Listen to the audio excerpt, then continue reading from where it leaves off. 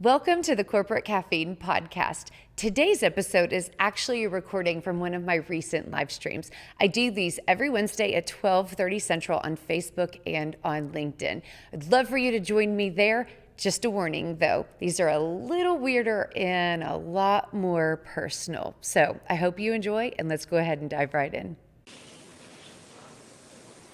Hey, you guys, Dacia Coffee here, and welcome back to Corporate Caffeine. Now, you can probably tell that I am not in the Marketing Blender offices today. I'm actually in Southern California for two speaking events, and it's going to be really, really fun. But I didn't want to miss an opportunity to share something that is really working in my mind. Been working a lot with different clients on this topic, and I think it's something that dangerously many people miss.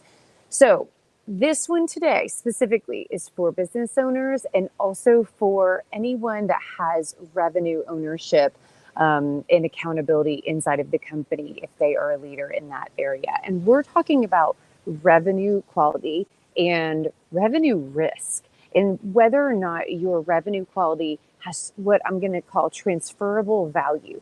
So if you're a founder or the owner of the business, whether you're planning an exit or not, where you're going to sell your business, the truth of the matter is you should be building a business that is super high value anyways. I mean, literally, the reason that some businesses are sold for extremely high multipliers is because valuation is a reflection of true excellence in that company. And so whether or not you think you're ever going to retire from your business, you ought to be building a business of excellence no matter what.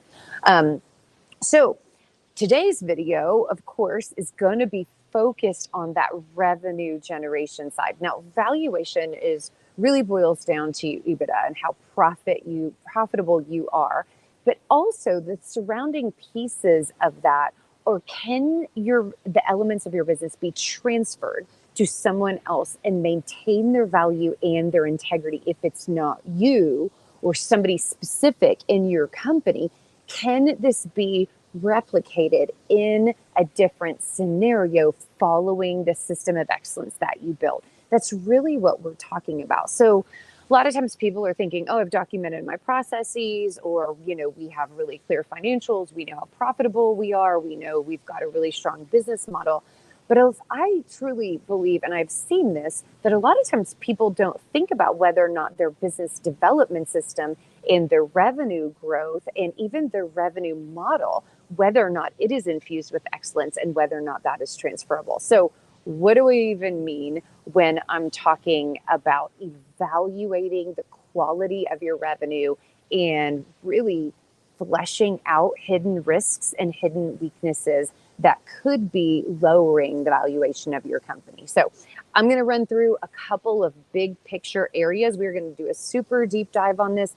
If you can't make it to the event, shoot me questions about this. I think this is a really, really important piece of the puzzle. Too often as business owners, we are super hyper focused on revenue right now. Am I going to hit my number this quarter or next quarter? And you guys, we need to be balancing a right now point of view with a far out point of view and a big picture point of view in order to have a really stable and high quality revenue. And this is one of my favorite phrases, if you guys have ever worked with me or worked alongside of me: predictable and sustainable revenue growth.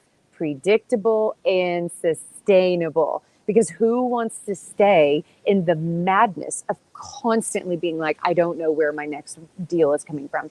I don't know how we're going to hit next year's growth goals. I don't know what we're going to do if we have too much churn in my sales team, et cetera, et cetera, et cetera. I mean, it's maddening to constantly not be able to project what is going to happen in the future of your business. And guess what?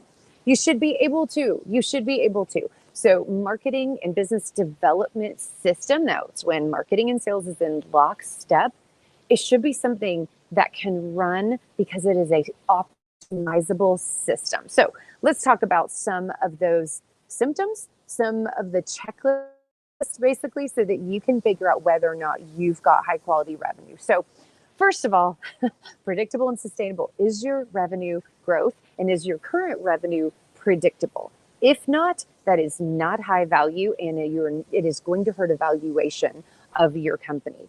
Do you know where the sources are coming from? Where is the impact on your business really, really happening? Can you confidently segment all of your different lead sources? Can you optimize each lead source? And hint, if most of your business comes from referral and that referral system is not in place to predictably count on referrals, that is not a system. That is hope marketing. And that's wonderful mirror that you are delivering at a high level where your clients are referring you. However, you need to have an engine behind that, and it shouldn't be everything that you're doing, the only thing that you're doing. Is your business development system repeatable? So here's what I mean. Is it based on one or two super brilliant people in your marketing or in your sales team? If not, that's not repeatable, because it means it cannot be trained and transferred to someone else.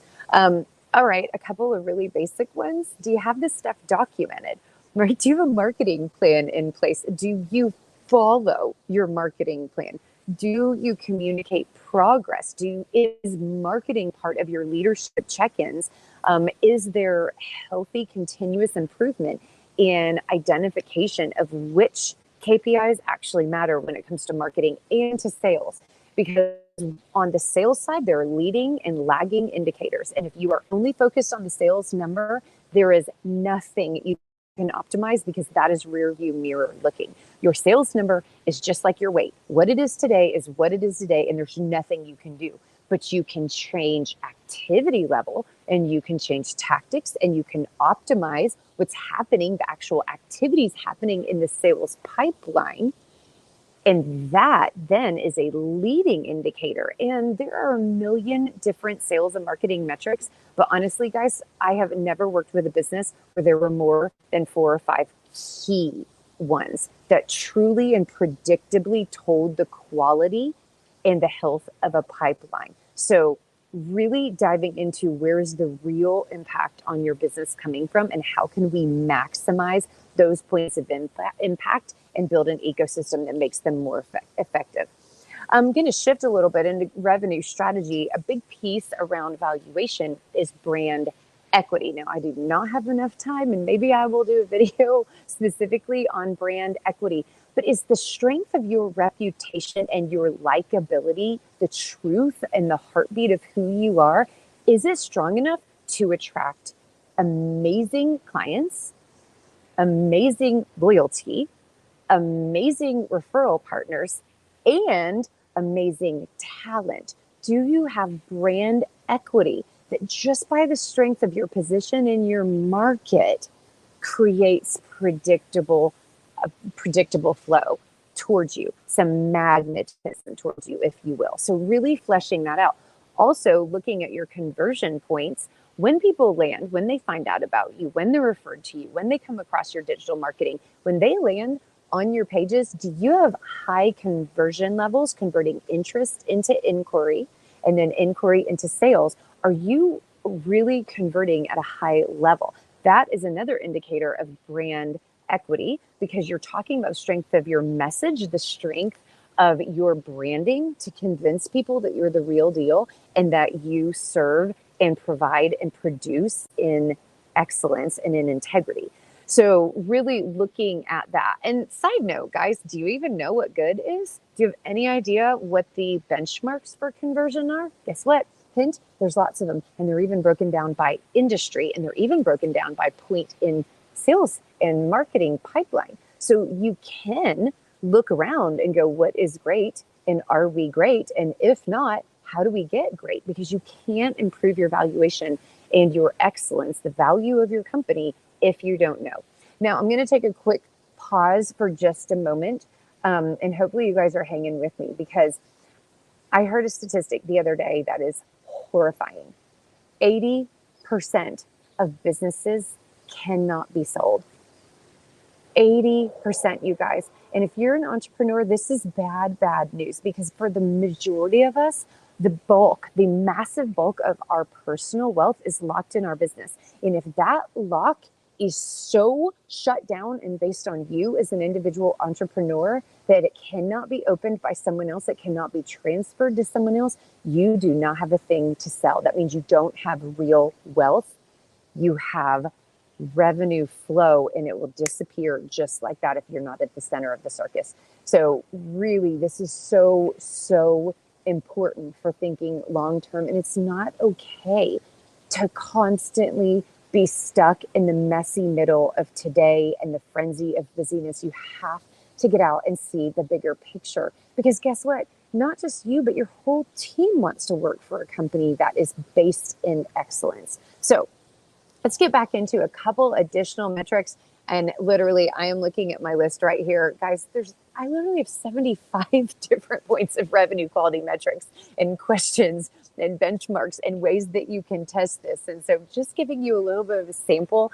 And, I would love to hear your questions. I would love to hear if you're thinking about this or what you know, so that I know how to better serve you guys. So also, do you have optimized technology? Is everything documented? Do you have healthy onboarding systems and training mechanisms so that if you do have a system, it can be plugged in with new people? Side note, this is not just about valuation. This is about scalability.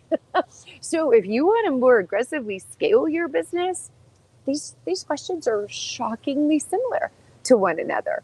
Can you see the activity of your sales team and your marketing team? Do you have a clear and simple view, quantified view of your pipeline so that you know where the problems are, so that you know which problem to run towards and fix and optimize and remove so that you can more aggressively grow, and so that you can prove the health and the solidity of your pipeline? So that's another one. There are a lot of hidden problems when it comes to things like Salesforce or any other CRM. Hint, the definition and the transfer, the documented transfer of a marketing qualified lead to a sales qualified lead. Have you guys ever talked about what the difference is between those two? Have you ever talked about the process of transferring that? This is about future pipeline and understanding that there are warm or lukewarm leads in your pipeline that can be nurtured, but you do not want to waste your high-paid sales team's time on people that are not quite ready, but you want to serve those people in integrity so that they stay in your ecosystem and that you stay in theirs when they are ready to buy. So a couple additional. Do you have a good sense of where you stand in your digital ecosystem? Are you sure that your targeting is on point? Do you have benchmarks and metrics that you understand and that you feel confident mirror back to you the effectiveness of your digital marketing and whether or not it has anything to do with attribution to sales outcomes? Also, do you know what your share of voice is? And so this is slightly different, although complementary to market share, but do you dominate the space? Are you setting yourself up to be a winner for tomorrow because you are the voice, you have brand equity that everyone is listening to? All right, a couple other ones.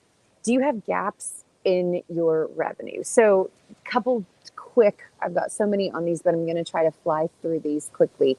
For instance, if you have a healthy customer base, do you have a strategy for going deeper and wider with those clients? And can you show increase in the lifetime value of a customer? So if they come in here, you can show that generally speaking, customers do go deeper and wider with you over a longer haul.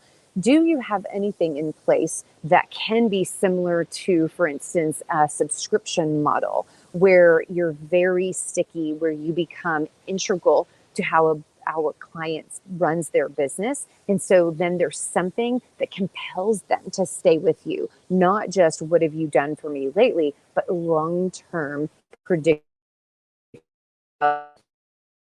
defined by the client. Is there an opportunity where you could build something like that? Do you have a balanced set of revenue streams?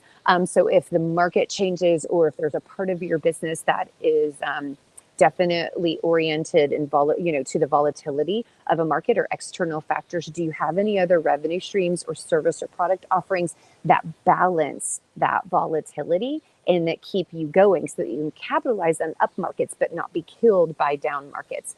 Do you have the right product mix? Are you paying attention? And do you have an R&D strategy into the future where you're using marketing intel to predict and use it to iterate what you're providing to the market? Are you telling the truth internally and using marketing and sales pipeline metrics to infuse the future of your company and not just siloing marketing and sales into this tiny little thing that only is responsible for revenue? Come on, guys. Like, first of all, it's not only, and so many of you just treat it like this little side thing. It's not appropriate and it's not reflective of a high value company. What's your customer churn? Do you have customer strategies? I talked about customer strategies for going deeper and wider with your clients, but do you have customer strategies for keeping them happy? Do you have customer strategies for turning them into evangelists and referrers for you? And then really, really big one, and I see this all the time, do you have risky revenue? When you look at the balance of your customer mix, is 70% of your business locked up in one or two customers? That's bad. If so, and you need to aggressively and immediately work to mitigate that risk and start balancing your customer churn. You cannot allow the success and future of your company to be based on the success and future of another company. It's too much outside of your control. So it's fine to have whales, but guess what? Whales should represent only a portion of your total revenue, and they should represent only a portion, even if you're an enterprise company, of what's possible, right? Never pick a market that is so small or so tight that there's no place to grow. That also has to do with valuation. Speaking of, when people are looking at investing in or buying your company, they want to know, is there upside? Is there untapped potential where your transferable model, both on operations, but marketing and sales also, will work in a new industry? This is super, super critical. Nobody wants to buy or invest in a stagnant business. And you've got to be able to look in the mirror and talk to yourself honestly, in your team honestly, about whether you're static or whether you're a dynamic business with tons and tons of upside and future potential. All right. Also, do you have a healthy balance around most profitable margin products, right? I hate to say this, but I'm going to go ahead and say it anyways. Salespeople have a tendency to default to price and feel comfortable selling the thing that is easiest or the thing that is cheapest because they get business fastest. That is killing the value and the multiplier of your company. So you've really got to think, where are places where you can shore up or increase margin? What can you do to add value that makes you incomparable? So not so much, just fighting over the exact same market share, over the exact same definition of differentiators, which, by the way, means you are not differentiated if your competitors can say the same thing about themselves, right? And especially if the client does not value what you say your differentiators are, then you're not different, right? So do you have a healthy mix of this? And are you thinking honestly about how to balance that and how to make sure? So that's another piece. Do you have a clear differentiation and positioning strategy, or can somebody better, faster, and cheaper come eat you up tomorrow? You're not going to get the highest multiple that is possible if you have really not fortified your market position and created some places that are almost untouchable. It is possible, even in a commoditized market. You've just got to think differently, and you've got to put your customer at the center. There is always untapped value. There is always unresolved frustration, and you simply need to find it and then build it into your business delivery system. And then, of course, we just want to look at standard metrics. What are the number of customer accounts that you have? What is the type and balance of those accounts? How profitable are those accounts? How sticky are those accounts? Are there different segments? What's the profitability inside of different segmentation? And do you have sales processes and systems in place to support all of this? Do you know your closing ratios? Can you improve them? Can those optimized closing ratios be trained? And do you have, can you show documented sales acceleration that can be maintained and sustained because you are crystal clear where that future business is coming from? You guys, this is not magic. This is not hope. This is not a hope the economy is going to be okay. I hope we can hit our sales number. I hope nothing changes so that we can maintain success. Absolutely not. This is about ruthless and relentless truth telling and a commitment to identifying value externally so that you serve value that's defined by the customer, and identifying value internally so that you mitigate risk so that it is never based on a single individual or a single set of circumstances or anything external that could be taken away or broken, but where you can continue business even if and when you have to hit a hard patch or something unexpected. So be thinking about how bulletproof you are, thinking about your future.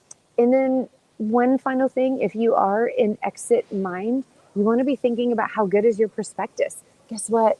Investors and buyers are still human.